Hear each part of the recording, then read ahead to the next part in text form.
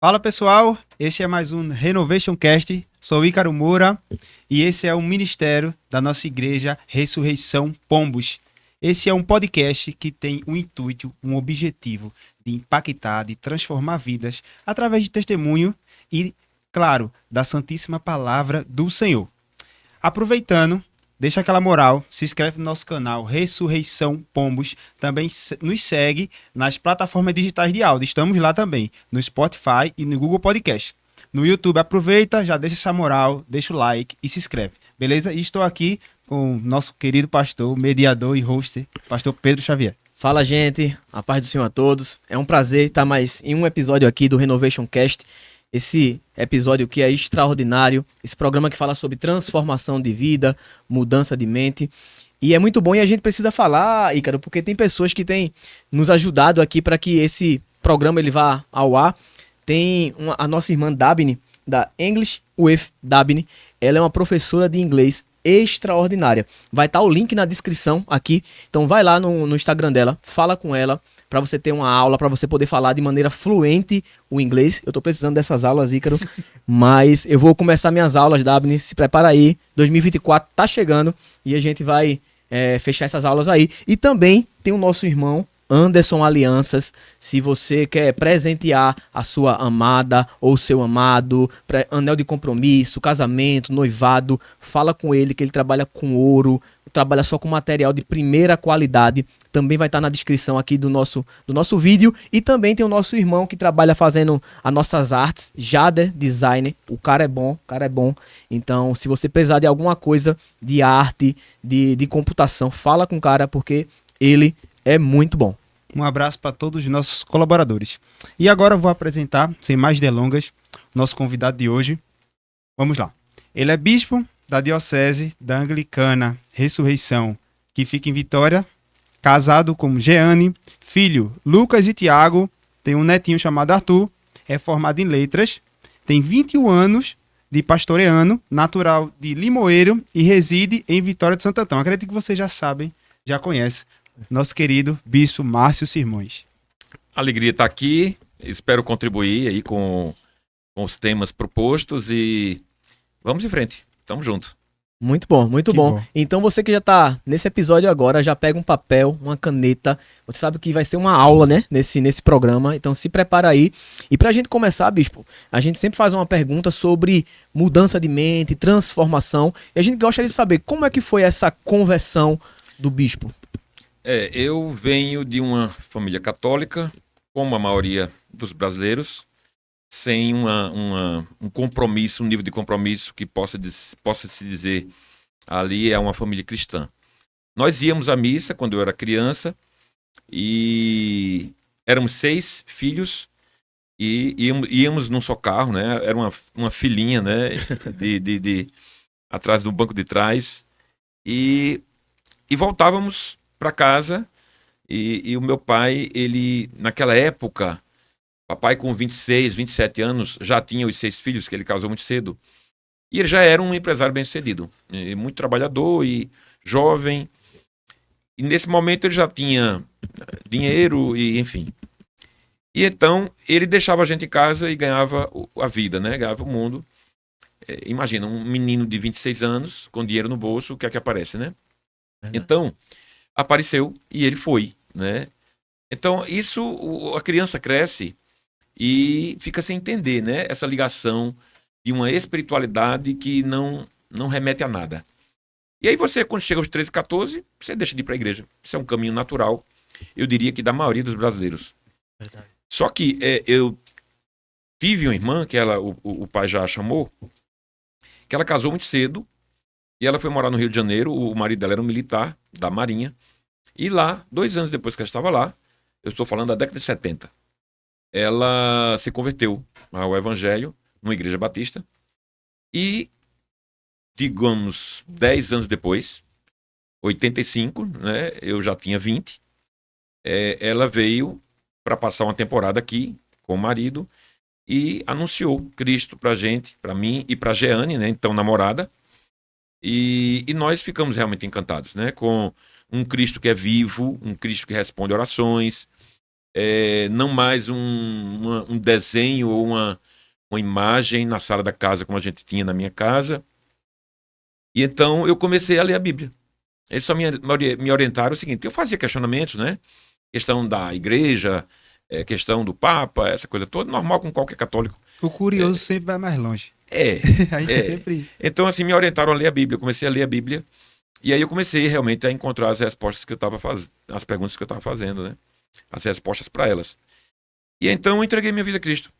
Com 20 anos, eu tinha uma ideia ensinada pelo meu pai de casar depois dos 30, e esse era o meu direcionamento. Com o evangelho na nossa vida, um ano depois eu me casei. Então eu me casei antes dos 22, um mês antes dos 22, e a vida seguiu, né? Aí já assim, uma vida numa igreja cristã evangélica, no primeiro momento batista, né? Eu passei 15 anos como batista, e ali eu cresci, aprendi muito, né? Devo muito assim aos irmãos da fé que me acolheram naquela igreja. Aprendi muito e comecei a desenvolver. E foi assim, eu diria que dois fatores fundamentais. Primeiro, pessoa que eu amava, minha irmã e meu cunhado, pessoas que eu amava. Daí nós precisamos passar o evangelho para pessoas que nós amamos e por quem nós somos amados, porque gera muito mais confiança. É diferente de você entrar num ônibus e pregar o evangelho. Mas você pregar para alguém que te conhece é outra história. Então, quem pregou para mim, eu conhecia a vida. E aquilo teve um peso muito grande. E o segundo fator foi a leitura da Bíblia. Então, isso abriu os meus olhos e aqui estou 38 anos depois. Que coisa boa, né? Então, se a gente puder anotar aqui para aprender, Ícaro, 2 pontos extraordinários para uma mudança, uma transformação. Primeiro é ter pessoas boas ao nosso lado. Pessoas que sejam referências ao nosso lado, pessoas que possam nos aproximar de Deus e também buscar na fonte de todo conhecimento, sabedoria, que é na palavra, que é na Bíblia, né? Então não tem outro lugar para a gente poder aprender um pouco mais, né? Nós somos o ministério da igreja anglicana, o Renovation Cast, mas muitas pessoas não conhecem a igreja anglicana, a Ressurreição.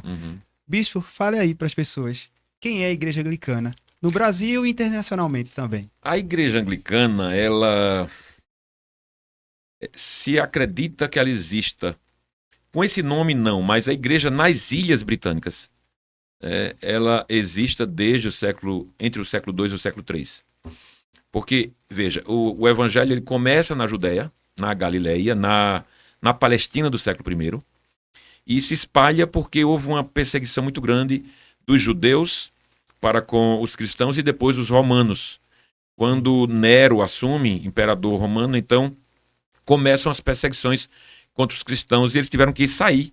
E aí, cumprindo aquela palavra que Jesus havia dito lá na sua partida, quando ele disse: preguem o evangelho tanto em Jerusalém, como em toda a Judéia, Samaria, até os confins da terra. Então, os cristãos começaram a sair para outros lugares, no Oriente, no Norte da África e na Europa, que foi Roma, onde Paulo chegou e Pedro chegaram, os dois chegaram, e o evangelho se espalhou.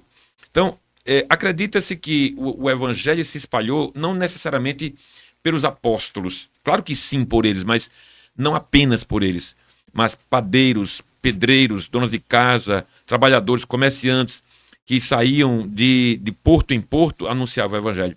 E chegou nas ilhas. E ali se formou uma igreja cristã, uma mensagem do evangelho. E por que a gente diz, com certeza, século III? Porque existem achados arqueológicos daquela época que existia uma igreja já existindo, acontecendo, né, organizada nas ilhas. Mas no século VI, e aí você já está falando de uma igreja sob um domínio e um governo papal, porque o papismo ele começa para valer no século V, diferente daquilo que se prega dentro do catolicismo brasileiro, de que o Pedro foi o primeiro papa. Não é verdade, né? O papismo, como estilo de igreja, como governo de um homem só para toda a igreja, ele vem se configurar realmente a partir do século V.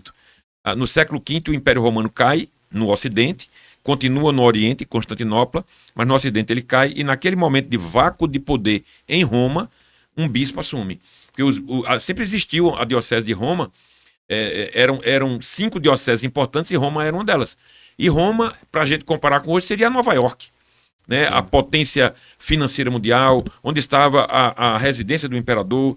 Então, havia uma importância mundial muito grande naquela cidade. Então, já com o papismo fundamentado, o Papa Gregório envia para as ilhas, sabendo que lá existia uma igreja, ele envia para as ilhas um monge chamado... Daqui a pouco eu me lembro o nome dele. Agostinho. Monge Agostinho. Não o Santo Agostinho. Santo Agostinho é de Hipona. Santo Agostinho de Hipona é século IV. Ele foi um bispo da igreja, mas a igreja ainda não tinha aquela questão católica romana. O catolicismo já existia, porque o catolicismo quer dizer universalismo. Quer dizer, uma igreja universal, uma igreja para todos. Então, isso quer dizer catolicidade, é uma igreja que é universal. Mas o catolicismo romano é outra história. E aí você vai para o século V. Então, ele enviou Agostinho, o monge, com 40 outros monges, para chegar nas ilhas, né, que as ilhas são ali, né, próximo do continente europeu. Então, eles chegam e anexam a igreja que existia nas ilhas ao catolicismo romano, ok? Entendi. Século VI. Então, ali, qual é a contribuição que eles levam? A organização de Roma.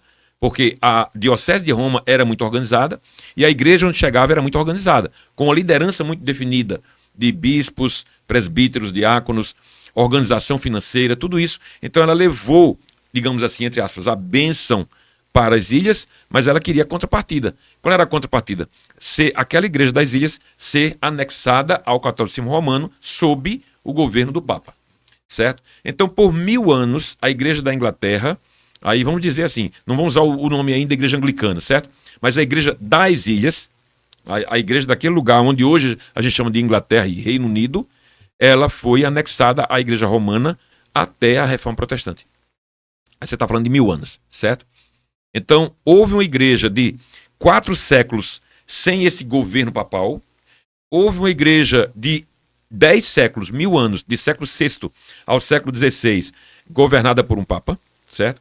E aí vem a Reforma Protestante. Na Reforma Protestante, 17 anos depois do estouro da Reforma Protestante, que foi 1517, 1534, o rei Henrique VIII, com o chamado e conhecido Ato de Supremacia, torna a Igreja da Inglaterra independente de Roma. O chefe da igreja a partir de então seria o rei, certo? E agora ela tinha uma teologia protestante.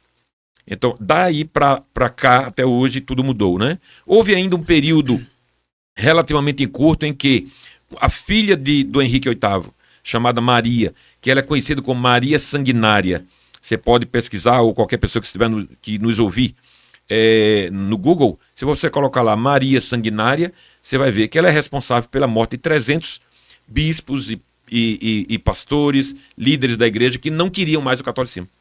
Então ela eliminou essas pessoas, porque era assim na época, o rei tinha esse poder, vamos dizer assim, e voltou o catolicismo romano para as ilhas, mas quando ela morre, ela era muito doente, ela morreu, Elizabeth assumiu no lugar dela, a irmã, meia-irmã, né? Irmã por parte de pai. Então, a Elizabeth assume, Elizabeth com uma linha protestante, restabelece a igreja protestante nas ilhas até hoje. Que interessante, né, bispo? Então, para quem gosta de história, esse período de 1000 anos que foi sobre o domínio da igreja romana, então esse é o período na história que a gente conhece pelo o período das trevas, o afastamento do Espírito Santo, né? Isso. Então esse foi o período. E então, qual foi esse marco que foi esse divisor para a igreja da Inglaterra se desvincular? Porque livro de história mostra pra gente que foi porque Henrique VIII queria casar novamente, né? Foi isso que eu escutei, né? E a igreja não queria, a igreja não aceitava, e aí ele quis separar da igreja romana para poder casar. O que é que o senhor pode dizer pra gente? Normalmente quem conta a história é quem vence a história. Não se resume a isso, né, Bispo? Não se resume a isso, embora esse seja um fator. Quem conta a história é quem ganha a história. Por exemplo, quem vai ganhar entre Rússia e Ucrânia? Então, quem vai ganhar entre Israel e os palestinos, ou especificamente o Hamas? Quem conta a história é quem ganha a história. Quem ganha a guerra, né? Verdade. Quem conta a história é quem ganha a guerra. O que acontece? No Brasil, quem ganhou a guerra religiosa? Os católicos. Certo? Então, quem foi que iniciou a vida social no Brasil? Os portugueses, que tinham carta branca de Roma para onde chegar e colonizar, levar a fé. Entendeu? Então, o imperador português, ele tinha esse poder de chegar aqui e estabelecer a fé. E ele enviava os bispos e tudo mais. Então, a educação no Brasil, ela foi fortemente influenciada pelos católicos romanos. Se você chega na Alemanha, é diferente. Se você chega nos Estados Unidos, é diferente. Mas aqui é assim. Então, foi contado de uma forma diferente. Então, nós aprendemos lá no ensino básico que o rei Henrique VIII queria casar, e porque o Papa era santo e puro, não permitiu, porque o divórcio não era permitido pela igreja, e então ele abandonou a igreja. Essa é uma parte da história, mas não conta tudo. Na verdade, 100 anos antes da Reforma Protestante, estamos falando do século XV, existiu um inglês clérigo chamado John Wycliffe, que ele contestava o status daquele tempo da Igreja Católica. E por isso ele foi perseguido. Mas os escritos dele reverberaram na Igreja Futura. E as duas universidades mais importantes da Inglaterra, Cambridge e Oxford, eles estavam realmente estudando os escritos de Wycliffe e de John Huss, que eram da Boêmia, né, hoje os Países Baixos. Então, eles estudavam aqueles escritos que tinham uma linha muito parecida com Lutero. E qual foi a diferença deles? Por que eles não conseguiram e Lutero conseguiu? Porque Lutero teve outras ajudas. Uma das grandes ajudas de Lutero foi a invenção da imprensa, que tinha acontecido ali 50 anos antes dele. Então, a imprensa ajudou a Lutero a publicar os seus pensamentos em livros agora como o que nós temos, porque antes não tinha essa facilidade de livros, e publicar em folhetos que cobriram a Europa toda. Então, ele teve essa ajuda também de um sentimento nacionalista. As nações não eram nações como a gente conhece hoje. Eram reinos ligados a um grande dominador. Então, havia aquela coisa de estar fora do jugo papal. Porque, veja, as pinturas daquela época, um rei era coroado por quem? Pelo Papa. Era o Papa que coroava os reis. Então, na imagem que se formava naquele tempo, quem era que tinha a maior autoridade? Aquele que recebia ou aquele que colocava a coroa? Aquele que colocava. Então, isso foi gerando um sentimento de nacionalismo que favoreceu a Reforma Protestante. Então, na verdade, vários fatores levaram a Lutero ser bem-sucedido naquela empreitada dele de levar a igreja a um novo status. Porque havia muita corrupção na igreja, no clero da igreja, né? Então, aconteceu a Reforma Protestante. Então, o que acontece com Henrique VIII? Ele realmente queria o divórcio e o Papa já tinha concedido a outras pessoas. A questão era política. A questão era que com quem ele queria casar não agradava a política do Papa, a política de Roma. Entende? Entendi. Então, a igreja não era apenas uma instituição espiritual, ela era um grande eixo político do mundo. Okay? Então, se hoje você tem alguns eixos políticos no mundo, como grandes nações como os Estados Unidos, a própria Inglaterra, e eles formam o G7, os países mais importantes do globo, a ONU e tudo mais, naquele tempo era a igreja. A igreja é quem detinha o poder. Por isso a Idade das Trevas, porque ela, na verdade, deteve o saber. Então, veja, as melhores universidades surgiram aonde? Da igreja. Ainda hoje nós temos Universidade Católica, por exemplo, veio da igreja. Isso foi uma boa contribuição. Mas isso precisou passar por 1000 anos, que hoje é conhecido como Idade das Trevas. Porque se alguém dissesse isso aqui está errado, a igreja colocava um tapa-boca nele, né? E então ele tinha que se calar e se retratar. Entendi. Então o Papa viu esse movimento da Reforma Protestante com muita perda, né? E Lutero, e na França, Calvino, que vai para Genebra, daí a Bíblia de Genebra que a gente conhece hoje, né? Porque Genebra era uma espécie de livre pensamento. Quem queria falar abertamente sem ter o perigo de ser preso ia para Genebra, né? Esse foi o caminho de João Calvino. Enfim, 1534 chega e acontece a questão do casamento, e o arcebispo de Cantuária, que ainda hoje é a diocese mais importante da Inglaterra, sugeriu para o rei, disse: rei, por que não romper com Roma? Para de pagar tributo a Roma, você é o chefe da igreja e espiritualmente quem toma conta sou eu. Aí o rei gostou da ideia, porque uniu o útil ao agradável. Eu diria que o rei Henrique VIII nunca se converteu ao evangelho como nós conhecemos ele hoje. Ele continuou naquela espiritualidade dele, um mulherengo e tudo mais, mas teve esse papel importante na mudança da igreja, né? Até hoje. Muitas coisas aconteceram de lá para cá, mas a igreja continua de linha protestante. Depois foi que veio o nome evangélicos, né? O que eu acho interessante, bispo, e o senhor pode explicar um pouco melhor pra gente, e você que está nos acompanhando, essa aula sobre anglicanismo, vai anotando tudo aí, como o senhor falou, né? Então, muitas igrejas hoje de linha protestante, ela não tem uma característica que a nossa igreja anglicana tem, que é o episcopado, né? Uhum. Então, isso foi meio que deixado de lado por grande parte das igrejas protestantes. Uhum. O que significa ser uma igreja episcopal? Uhum. Nós temos, pastor Pedro, nós temos basicamente 3 tipos de governo de igrejas cristãs do mundo. Nós temos a igreja autônoma, ou acéfala, como as igrejas batistas, onde o governo da igreja é feito pela própria igreja, nas assembleias mensais. Uhum. Nós temos a igreja de governo presbiteral, né, que é a igreja presbiteriana, porque eles elegem presbíteros que definem a igreja, inclusive escolhe entre os presbíteros quem será o pastor, o pregador, o condutor espiritual da igreja. E nós temos a igreja de governo episcopal. A igreja de governo episcopal é a nossa. E por que foi que a igreja protestante se afastou desse modelo? Porque era aquela coisa, naquele momento, assim, rejeitar tudo que vinha do catolicismo romano e reinventar-se. Então, isso é como jogar a água da bacia com a criança fora. Foi um erro.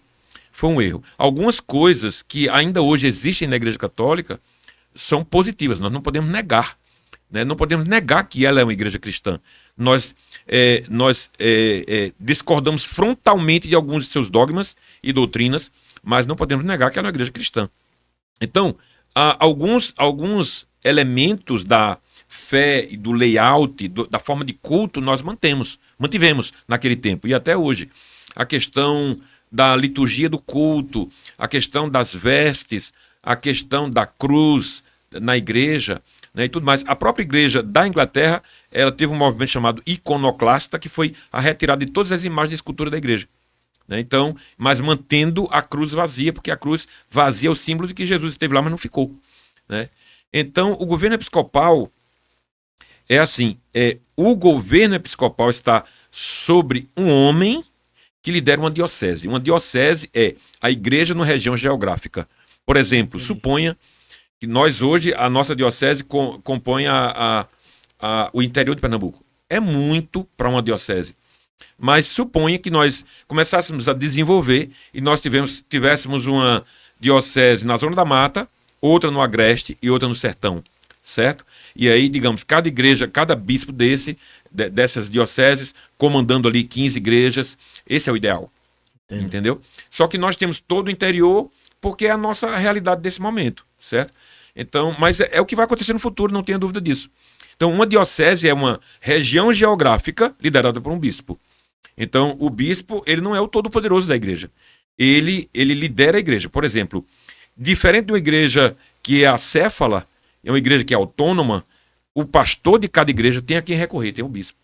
Ele tem alguma dificuldade, ele recorre ao bispo. Ele precisa de um conselho, ele recorre ao bispo. Ele erra em alguma coisa, é o bispo que interfere. Uma igreja acéfala não tem isso. Se ele errar, se alguém descobrir, aí vai de alguma forma botar ele para fora. Né? Mas na nossa igreja, mesmo alguém descobrindo, aí vai trazer aqui as provas. Para quem? Para o bispo. E o bispo vai eleger um tribunal para tratar aquele caso. É assim que acontece. Mas a igreja de governo episcopal, ela tem em um homem, né, o cuidado pastoral da igreja. Deixa eu fazer só mais um detalhe para talvez quem esteja nos ouvindo entender melhor. A Igreja Assembleia de Deus tem governo episcopal. Ela não usa a nomenclatura. Ela não usa a palavra bispo. Mas na prática, né? Na prática é isso. O pastor presidente de uma igreja, por exemplo, eu não sei se aqui tem um campo de Pombos, mas em Vitória tem o campo de Vitória. O campo de Vitória tem a matriz, a igreja matriz, que é aquela ali perto do fórum, e ao redor tem um monte de congregações. Não são chamadas de igrejas. É a mesma coisa de nós. Nós temos paróquias, missões e pontos missionários. E dependendo da quantidade de membros, ela eleva o status canônico. Na igreja Assembleia de Deus, você tem a matriz e você tem as congregações ao redor. Mas quando tem alguma coisa especial, é tudo na matriz. Ali o pastor está, ele preside ali. O que é uma catedral para nós? É onde tem a cátedra, a cadeira do bispo ensinar. Certo? Onde é que o pastor presidente fica das Assembleias de Deus? A igreja dele é a matriz. Ele pode estar em qualquer uma, mas é ele quem tira e bota pastor, é ele quem bota presbítero, é ele quem bota auxiliar, é ele quem bota diácono. É um bispo. Só não usa nomenclatura, mas é um bispo. Por falar em catedral, né, pastor? É verdade. Para todos que fazem parte da igreja anglicana, a gente está sabendo, está acompanhando uma construção que está acontecendo em Vitória de Santo Antão da catedral da anglicana. Exatamente. Nós estamos reunidos na Igreja Ressurreição, que com muita alegria se tornou mãe da Igreja Ressurreição Pombos, né? Há 10 anos nós plantamos essa igreja aqui, como ontem, um dia atrás, nós plantamos a igreja em Limoeiro. Então, se esse podcast vai sair na semana que vem, nós tivemos o culto inaugural no dia 18 de dezembro de 2023. Assim como 10 anos atrás plantamos aqui em Pombos. Então, Ressurreição Pombos, Ressurreição Limoeiro. E a catedral, a nossa ressurreição começou em 2004 e peregrinou por 3 prédios, né? No primeiro foi o comecinho, passamos 4 meses, depois passamos 10 anos na Silva Jardim e depois já estamos há 9 anos na Travessa Capitão Matheus Ricardo. Chegou a hora de nós construirmos. Nós recebemos uma doação de um terreno, compramos um pouco mais de terreno ao lado, porque era insuficiente, e vamos começar uma construção. Então, isso será a catedral. A catedral é da diocese, né? Então, suponha que vai haver um sínodo, é na catedral que acontece. Vai haver alguma coisa especial da diocese, na catedral que acontece. Então, a catedral é onde a cátedra do bispo está, onde ele ensina, e ao mesmo tempo, normalmente é a igreja para onde recorrem todas as questões e tal. Então, nós vamos construir. E acreditamos que começamos para valer em janeiro, e a data prevista de entrega do prédio pronto é junho, porque é uma construtora. Glória a Deus. E nós temos aí 2 complexidades. A primeira é que é menor, porque o auditório é um grande caixote, né? São 4 paredes e um grande salão, e ali você prepara uma plataforma, que a gente chama de altar, e iluminação, ar-condicionado, essa coisa. Mas o outro bloco é o bloco da administração, onde você tem as salas, sala do bispo, sala dos pastores, um outro auditório menor para pequenos eventos, o que mais? Kids, né? Questão kids, salas para as crianças, sala de mídia, loja, né? E tudo isso, e bateria de banheiros. Então, nesse bloco são 3 pisos, né? Térreo, primeiro e segundo andar. Então, esse é o plano, né? Que nós temos para em julho, quando fecharmos 20 anos da História e Ressurreição, nós inaugurarmos. Eu ia perguntar sobre a diferença de catedral e diocese, mas ele já acabou. Já deu para entender, né? Já deu para entender, já. Bispo, quais foram os desafios que o senhor teve para a instauração de uma diocese, para os desafios para a instauração de uma catedral? A diocese, ela surge naturalmente, porque quando nós começamos a ressurreição em Vitória, só havia 2 igrejas na região. Existia a igreja de Caruaru, que hoje já está com 28 anos, e a igreja de Gravatá, que hoje tem 21 anos, certo? E aí surgiu Vitória. Havia 3 igrejas, então não se pode nem pensar em diocese, nem se pensava nada disso naquela época. A igreja cresceu, então Vitória abriu Pombos, Gravatá abriu Bezerros, Caruaru abriu São Caetano e outra na Nova Caruaru. Então começou a ganhar corpo. O bispo diocesano, então, que hoje é o nosso primaz, bispo Miguel Shoa, ele viu esse crescimento tanto aqui quanto em João Pessoa e chamou a mim e chamou ao bispo Márcio Meira em 2017, mostrando o plano que ele tinha. O plano que ele tinha era multiplicar a diocese de Recife para 3 dioceses. E seria diocese do Recife, diocese de Vitória, no interior de Pernambuco, e diocese de João Pessoa, compreendendo a região nordeste, da Paraíba para cima. Foi um impacto, né? Foi um choque, porque eu não esperava aquilo, né? Enfim, muito menos eu esperava que eu fosse ser convidado por ele para ser bispo. Isso foi em 2017, e isso foi final de 2016, e em junho de 2017, nós os dois estávamos sendo sagrados, bispo Márcio Meira e eu, no dia 10 de junho. E quase um ano depois, em abril, a partir dali da sagração, nós começamos a organizar a igreja na nova mentalidade de se tornar uma diocese. E aí, nós, em abril de 2017, desculpa, abril de 2018, porque eu fui sagrado em junho de 2017, em abril de 2018, nós começamos a diocese. Aí é o que isso? Você faz uma assembleia de fundação, como é uma igreja, e junta ali todos os pastores das igrejas e leigos e tudo mais, funda a diocese, né, e começa uma vida diocesana. E aí, o que é que acontece? O que é que muda? Aquelas igrejas, que na época nós começamos com 6 igrejas, hoje nós somos 12, aquelas igrejas passam a se voltar para o seu bispo. Então não era mais então o bispo Miguel. O bispo Miguel é o bispo primaz, que é de uma província. Mas o bispo diocesano começou a ser eu e ser o bispo Meira lá em João Pessoa. Cotas diocesanas, né, que é uma contribuição que cada igreja dá para o sustento da diocese. Começa também a ir para a Diocese de Vitória. E aí a igreja começa a se desenvolver.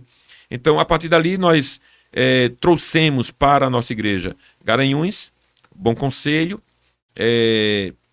Aldeia, Igreja Família, Xangrande está no Gatilho, Limoeiro nasceu ontem, e temos 2 igrejas no sul do país, né, que são uma na região de Curitiba e outra na cidade de São Gabriel, no Rio Grande do Sul. Essas igrejas são chamadas de igrejas extraterritoriais, mas estão sob a minha supervisão. E toda a região sul. Então, Paraná, Santa Catarina e Rio Grande do Sul é sob minha responsabilidade. Então, por exemplo, quando alguém daquela região, de repente, se simpatiza com a nossa igreja e quer vir para nós, então ele vem para mim. Por exemplo, nesse momento mesmo nós temos uma pessoa de Florianópolis querendo um contato, e a gente já escreveu e tal, e estou esperando aí uma resposta. Então, é o interesse deles. Aí a gente vai para uma conversa, entendimento, discernimento, ver se é aquilo mesmo para ser agregado à igreja, né? Entendi. São grandes desafios, Ícaro. Bispo, uma coisa interessante que eu acho da igreja anglicana, ela é marcada pela forma de acolher as pessoas, né? Quem chega na igreja anglicana, quem já conhece uma igreja anglicana, sabe que o acolhimento é algo diferente da grande maioria. E o interessante também que a igreja anglicana, ela tem o slogan dela como uma família para pertencer. O que é que significa esse slogan para a igreja anglicana? Esse slogan nós não o criamos, né? E porque há coisas boas que a gente pode copiar sem problema algum. Então, nós não temos nenhum problema de dizer de onde copiamos. Nós copiamos isso da Rede Inspire, da Igreja da Cidade, Pastor Carlito Paz, São José dos Campos. A Rede Inspire é uma rede de igrejas, mais de 1000 igrejas no Brasil e até fora do Brasil. E nós somos a Igreja 389, afiliada à Rede Inspire. E ele criou esse slogan porque é assim que é o nosso sentimento em relação a nós mesmos. Então, cada um de nós aqui tem um jeito de ser, um estilo, um corte de cabelo, e é o que nós somos. A igreja também tem. A igreja tem o seu ethos, nós chamamos isso, é o jeito de ser da igreja, o ethos anglicano. E a gente trouxe isso como emprestado, né, de uma igreja irmã, porque as igrejas batistas são nossas irmãs. Tem outro estilo de ser em muitas coisas, mas são nossas irmãs. E nós trouxemos, né, autorizados por eles, a colocar na nossa igreja. E esse sentimento de família é muito importante, porque família é muito atacada pelo inimigo das almas, né? Então as famílias estão desintegrando-se nos dias de hoje, divórcio muito facilmente. Verdade.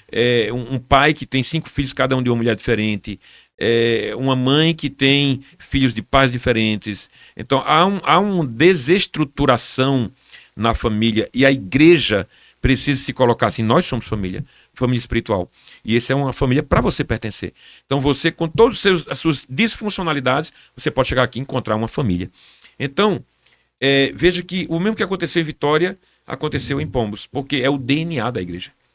Então, a frase, ela é uma frase boa, de efeito, naturalmente. É mais que um slogan, mas né? é mais que um slogan, é uma verdade que nós vivemos, né?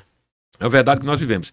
E está acontecendo aonde quer que a gente plante igreja, a frase vai junto, porque é realmente um sentimento. Então, aquelas pessoas, por exemplo, que não tiveram pai, aquelas pessoas que tiveram um lar disfuncional, que tiveram agressões físicas, que tiveram divórcios e tudo isso, mas ele chega na igreja e ele encontra paternidade. Porque quando você fala em família, nós precisamos olhar para a paternidade e ao mesmo tempo para os irmãos. Veja, nós fomos batizados em nome do Pai, em nome do Filho e do Espírito Santo. Então, em nome do Pai, porque nós fazemos parte de uma família. Em nome do Filho, porque temos um modelo a seguir. Em nome do Espírito Santo, porque nós recebemos dele a força para poder estar inseridos nessa família conforme o modelo que é Jesus.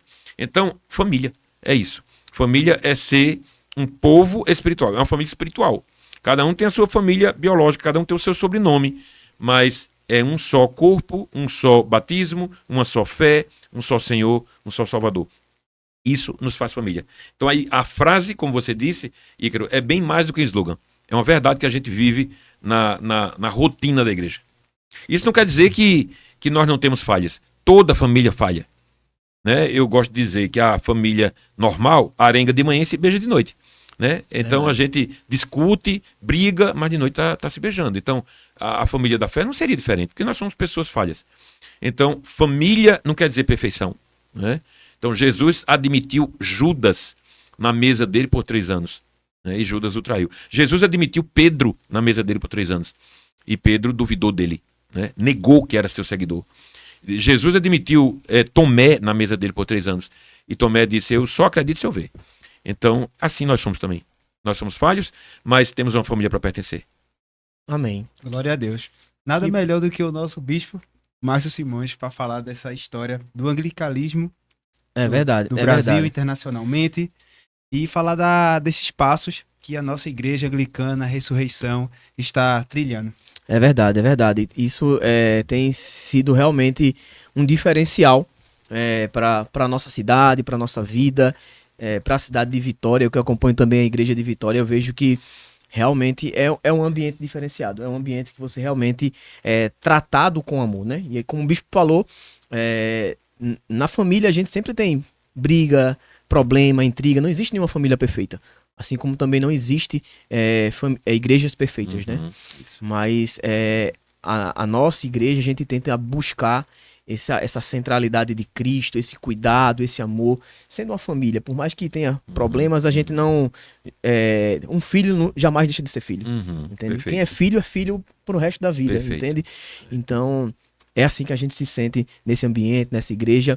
E, bispo, a gente sempre gosta de pedir indicações para quem está assistindo, leituras que são obrigatórias para um cristão, uma pessoa que está começando ou uma pessoa que quer caminhar, quer aprender mais. O que é que o senhor poderia indicar? Pode ser livro, pode ser pastores, pode ser podcast, o senhor pode ficar à vontade. Ó, podcast que eu escuto com regularidade é Jesus Cop, né? É Douglas Gonçalves, eu acho extraordinário, ele tem bons insights. Né? Agora, livros, eu diria, este ano, o livro melhor que eu li foi um chamado Desqualificado. Steven Furtick é um pastor americano, jovem, de 40 anos ou um pouco mais, e que realmente é um fenômeno, né? Enquanto pregador e enquanto autor, escritor. Então, o livro é extraordinário. Desqualificado. E ele coloca o DES entre parênteses, né? Porque nós somos desqualificados, mas fomos qualificados por Jesus. Então ele fala da história de Jacó, e Jacó era o desqualificado, Jacó o enganador, o trapaceiro, e que Deus fez dele Israel, né? Enfim, esse é um livro que eu recomendo. Se você diz assim, o livro da minha vida, a Bíblia não pode faltar, né? A Bíblia é a base de tudo. Então você pode ler qualquer livro que você achar extraordinário, mas a Bíblia ela não pode ser deixada de ler nunca. Então eu digo aos minhas ovelhas, que a gente tem um devocional a cada manhã, então em vez de se restringir ao versículo que o devocional sugere, leia todo o capítulo, pelo menos isso. Você terá lido 365 no final do ano, né? Pelo menos isso. Então é importante. Mas um livro que marcou a minha vida no sentido de livros cristãos que falou muito ao meu coração é um livro chamado Médico de Homens e de Almas, que é um romance muito bem escrito sobre a vida de Lucas, né? Lucas, o evangelista. É muito, muito interessante. É muito interessante. Foi um livro marcante para mim na vida, porque ele traz... A autora, ela estudou, né? Ela estudou a fundo os costumes da época para formar com tanta maestria e tanto esmero o que acontecia ao redor, detalhes da mesa, da veste, do estilo de falar, até, por incrível que pareça, do arroto depois do almoço, né? Que era comum naquela mesa, tipo, eles se juntavam, se a pessoa não arrotasse, era como se tivesse sendo assim, eu odiei a comida. Então, quando alguém, tipo, chegasse ali, um convidado, e não arrotasse, todo ficava esperando que ele arrotasse. Então, esses detalhes são preciosos para quem está lendo um romance, né? Então, é um livro extraordinário. E Lucas foi um dos evangelistas, foi o único evangelista que não viu Jesus, né? Se acredita que ele não viu, ele era grego. Então, e ele era um médico. Então, era o cara da ciência. Foi o cara que foi conversar com Maria para saber detalhes. E ele tem detalhes no evangelho dele que só ele teve. Por quê? Porque ele foi entrevistar, foi fazer um podcast com ela antes de escrever, né?